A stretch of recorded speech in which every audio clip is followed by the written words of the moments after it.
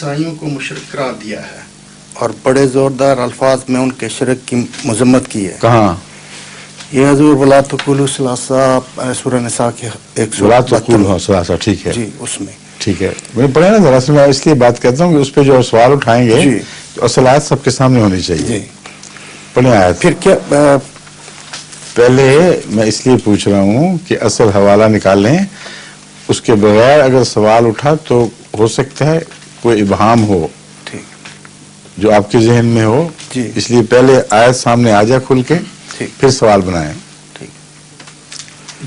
اس طرح ہے: اعوذ باللہ من الشیطان الرجیم یا اہل الکتاب لا تغلوا فی دینکم ولا تقولوا علی اللہ الا الحق انما المسیح عیسی ابن مریم رسول اللہ وکلمتہ انما المسیح عیسی ابن مریم رسول اللہ وکلمتہ القاها الی مریم وروح منہ فآمنوا باللہ ورسلہ ولا تقولوا ثلاثہ انتہوا خیر لکم انما اللہ الہ واحد سبحانہ ان یکون لہ ولد لہ ما فی السماوات و ما فی الارض وکفی باللہ وکیلا. ٹھیک ہے.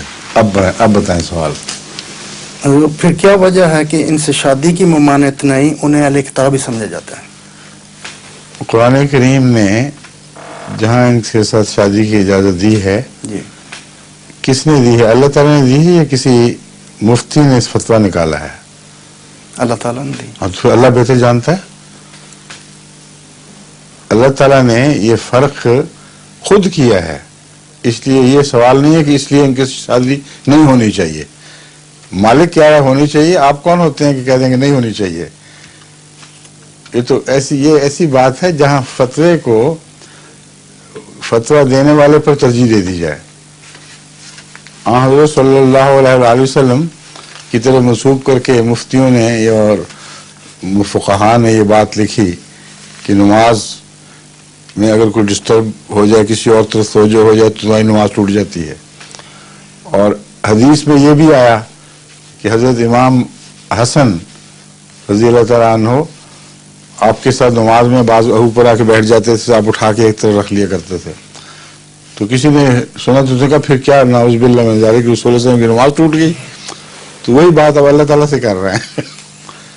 جو مالک اور مختار ہے اس کے فتاویٰ کو اس کے اوپر نہیں ٹھونسا جا سکتے، کیونکہ مالک کو اختیار ہے جو چاہے فیصلہ دے. اس لیے ان کو من حیث المجموع مشرکوں کی فہرست میں داخل نہیں فرمایا، بلکہ ان کے شرک کے خلاف آواز بلند فرمائی.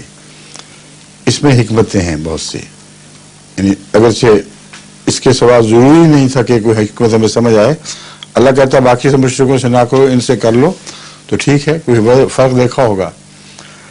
اول یہ کہ بنیادی طور پر ان کی کتاب توحید پر مبنی ہے، اور توحید پر مبنی کتاب کے حوالے سے بار بار اللہ تعالیٰ فرما رہا ہے کہ ایک جگہ بھی حضرت عیسیٰ علیہ السلام نے شرک کی تعلیم نہیں دی اور تم نے منسوب کی ہے.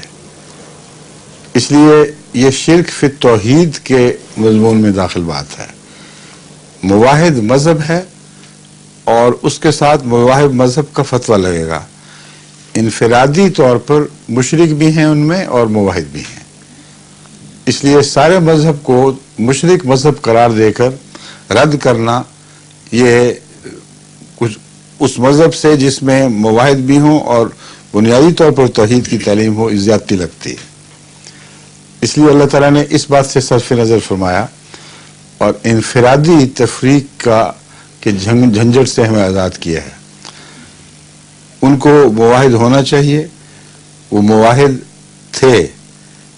اس لیے انفرادی طور پر ہر عیسائی کے متعلق یہ فیصلہ نہ کرو کہ یہ مشرک ہے کہ مواحد ہے. سمجھیں؟ لیکن اس کے علاوہ اور بھی بہت سی نعمتیں ہیں اس میں، اس طرز کو اختیار کرنے میں. مسلمانوں میں کتنے ہیں جو مواحد ہیں اور کتنے ہیں جو مشرک ہیں؟ کبھی غور کیا؟ میجارٹی مشرک. قرآن کریم کو مانتے ہیں، توحید کو تسلیم کرتے ہیں. قرآن سے قطعی طور پر ثابت ہے کہ قبروں کی پوجا نہیں کرنی، اپنے औलिया को अरबाब मिन दूनिल्लाह नहीं बनाना। कितने हैं यहाँ जो अरबाब मिन दूनिल्लाह बने हुए हैं? अक्सरियत उनकी है हिंदुस्तान में जो गैर देवबंदी, गैर अहले हदीस हैं, और उन सब में ये मुशरिकाना रस्में पाई जाती हैं। और इनमें भी जब ज़रूरत पड़े मुशरिकाना रस्में दाखिल हो जाती हैं। इन ज़रूरत की बात है। अब ज़िया जो चादर चढ़ा दिया करता था जाके हज़रत बाबा दाता गंजबख्श के ऊपर, वो चादर चढ़ाना क्या एक मुशरिकाना रस्म है। और उन्हें दाता हम तो इसलिए कि उनका उर्फ आम में नाम मशहूर है, उनको दाता गंजबख्श कहते हैं, मगर ये जब कहते हैं तो मुराद ये लेते हैं कि उनको अता करने की ताकत मौजूद है, उनमें अता करने की ताकत मौजूद है। हालांकि वो रूह आम बुजुर्ग रूहों की तरह खुदा के हुजूर हाजिर हो चुकी है, उसको कोई पता ही नहीं कि क्या हो रहा है पीछे। तो इन मुशरिकाना रस्मों में तमाम बड़े बड़े पाकिस्तान के सरबराह शामिल होते रहे हैं और दाता तस्लीम करते हुए वहां पहुंचते रहे हैं। कम से कम अवामुन्नास पर यह असर दिया गया है कि जिस वजह से तुम इनकी इज्जत करते हो उसी वजह से हम भी इज्जत करते हैं, हमारे नज़दीक भी उसी नौ का बुजुर्ग है। ये एक ही रस्म इस पहलू से मुशरिकाना बन जाती है, मगर अगर कायदे आज़म के मज़ार पर जाके देखें तो वहाँ मुशरिकाना नहीं है, क्योंकि एक भी वहाँ मज़ार पर फूल चढ़ाने वाला या चादर पहनाता है अगर कोई, इस ख्याल से नहीं पहनाता या फूल चढ़ाता कि वो कोई ऐसा बुजुर्ग था जो अब तक अता की ताकत रखता है, अब तक हमारे मुनाजात को सुनता और उनका जवाब दे सकता है। ये जो है एक मिसाल मैंने दी है, मगर इससे ये तो निस्बतन कम है। सारा मुल्तान कब्र परस्त हुआ बैठा है और मुख्तलिफ कब्रों पर मुख्तलिफ किस्म के इत्तिहामात लगाए गए हैं कि ये बुजुर्ग ये किया करता और ये देगा। इत्तिहामात हैं, वो बेचारे बुजुर्ग कई पुराने नेक दफन हो गए, उनको पता भी नहीं कि उनके साथ क्या हो रहा है। तो अब ये शिरक है कि नहीं, ये मुझे बताइए। डेफिनेटली है।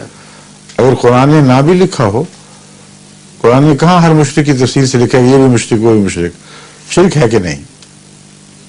तो उनसे इस बिना पर कभी शादी रोकी गई है कि ये मुशरिक हैं, मुसलमान नहीं है? अगर रोकी है तो मुखालिफ मुफ्तियों ने रोकी है, मगर अमल किसी ने नहीं किया उस पर। मगर कुरान के हवाले से इनको मुशरिक करार देकर शिरक का फतवा नहीं लगाया गया। सऊदी अरब इनको इजाज़त देता है हज की और बड़े शौक और इखलास से इजाज़त देता है। बड़े बड़े अखबारों में इनके बयान नाम छप जाते हैं कि फलां गए हाज़िरी दी और ये उनके साथ इज्जत की कार्रवाई हुई। लेकिन कुरान करीम फरमाता है कि मुशरिकीन, और सऊदी अरब की अपनी तशरीह है कि यहाँ मुशरिकीन से मुराद हर किस्म के मुशरिकीन हैं, खाना काबा के करीब भी ना फटके हैं इस साल के बाद। और इसलिए इन्होंने जो गैर मुशरिक हैं उनको तो निकाल दिया खाना काबा से, और जो मुशरिक आते हैं उनको कभी जरूरत नहीं कि निकाल सकें।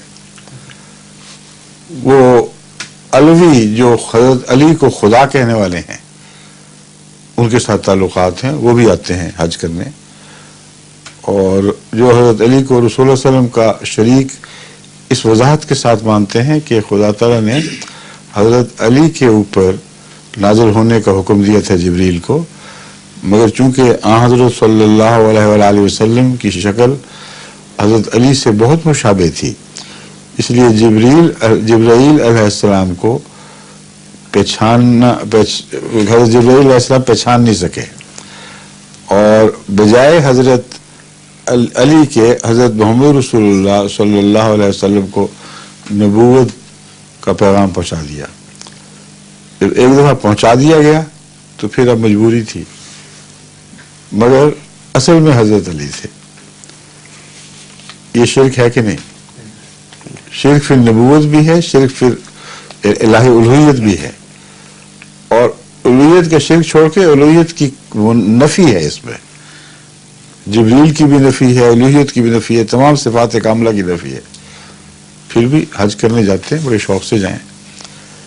ऐसे मौलवी हैं جو میلاد شریف کے موقع پر یہ گیت گاتے پھرتے ہیں کہ آن حضرت صلی اللہ علیہ وآلہ وسلم، یا معراج کے موقع پر کہنا چاہیے، اس زمانے میں اس وقت بھی اسی قسم کی باتیں ہوتی ہیں، مگر معراج میں خصوصیت سے، جسے شب برات کہتے ہیں اس رسم کو، شب معراج الگ معراج نہیں، شب معراج تو کہتے ہیں جب یہ رسم مناتے ہیں اس کا نام کیا رکھا ہوا ہے؟ شب معراج ہی ہے یا شب برات ہے؟ شب برات میں نے سنا، ہاں شب برات ہے، شب کی برات، اور اس کو شبرات کہنے لگ گئے ہیں عام بول چال میں.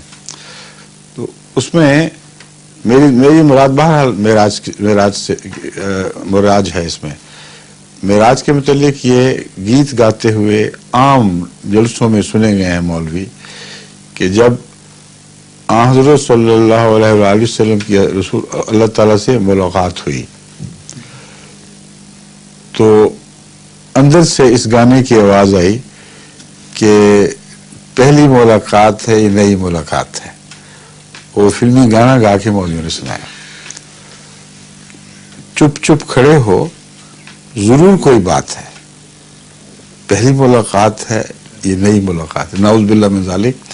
رسول اللہ صلی اللہ علیہ وسلم کی لقاء کی دائمی حالت میں اللہ تعالیٰ کی لقاء کی دائمی حالت میں رہنے والے رسول کے متعلق یہ فلمی گانوں کے ان کو تحائف پیش کیے جا رہے ہیں. نعوذ باللہ من ذالک. اس سے اگلی بات، اگلا یہ مضمون سنیے کہ شیعہ بھی اور سنی بھی بعض دفعہ یہ نہ شیعہ نہیں، سنی نہیں، شیعہ خصوصیت سے اپنی مجلسوں میں یہ بیان کرتے ہیں کہ جب حضرت رسول اللہ صلی اللہ علیہ وآلہ وسلم نے خدا تعالیٰ سے ملاقات کی تو اللہ تعالیٰ کے ہاتھ میں جو انگوٹھی پہنی ہوئی تھی اس سے پہچان لیا یہ تو علی ہے. انہوں نے کہا ہیں علی تم یہاں؟ انہوں نے کہا ہاں تم نے پہچانا ہی نہیں، میں تو ہمیشہ سے یہی ہوں اور وہاں بھی ہوں اور میں ہی ہوں جو جس نے تمہیں اپنے ملاقات کے لیے بلایا. یہ حضرت علی تھے. ایسے لغو قصے ان کی کوئی تک نہیں، کوئی انتہا نہیں، جو چاہیں ٹمک ٹوئیاں مارتے پھریں. یہ سب کچھ اسلام کی تھیلی میں اکٹھا ہو گیا. صرف توحید خالص پہ اعتراض ہے ان کو کہ وہ وہاں نہیں رہنی چاہیے، اور اس پہ توحید خالص کو بھی اعتراض ہوگا کہ ایسی تھیلی میں نہیں شامل رہنا چاہیے اس کو. مگر بہرحال میں آپ کو مثالیں دے رہا ہوں. آپ کہتے ہیں شرک عیسائیوں سے اجازت کیوں دے دی گئی؟ تو پھر تو شادیاں بند ہو جائیں. اگر شرک کے معنی کو ملحوظ رکھتے ہوئے شادیاں بند ہوں، جبکہ عقیدہ، بنیادی عقیدے میں جو کتاب کا عقیدہ ہے اس میں شرک کی نفی ہو، یہی صورت ہے نا جو آپ کہہ رہے ہیں، تو سب سے بڑا اطلاق اس کا قرآن کریم پر ہوگا اور مسلمانوں پر ہوگا. کیونکہ سب سے زیادہ قطعیت کے ساتھ قرآن کریم نے توحید کا اعلان فرمایا ہے، اور بکثرت اسلام کی طرف منسوب ہونے والے شرک کی اس قسم کی تعلیمات میں ملوث ہیں. اس سے بھی زیادہ تماشے موجود ہیں. اولیاء کے متعلق کس طرح جا کے روحوں کی تھیلی چھینی واپس، اور جبرائیل نے شکایت کی کہ اے خدا آج تو میری تھیلی میں سے روح نکال کے لے گیا ہے فلاں بزرگ.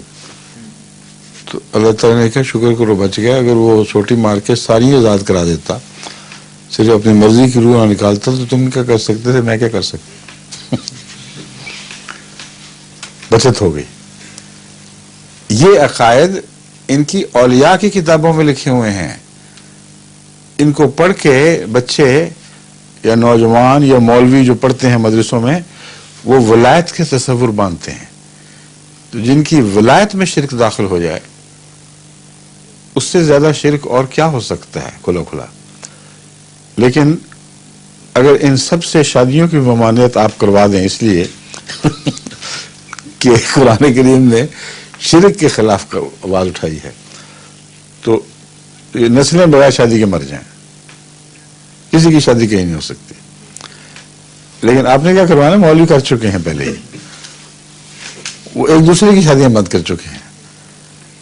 مولوی میں فتوے پڑے تو تمام، یہ عجیب بات ہے، اپنے اوپر نہیں دیتے فتوے، دوسروں کو دے رہے ہوتے ہیں.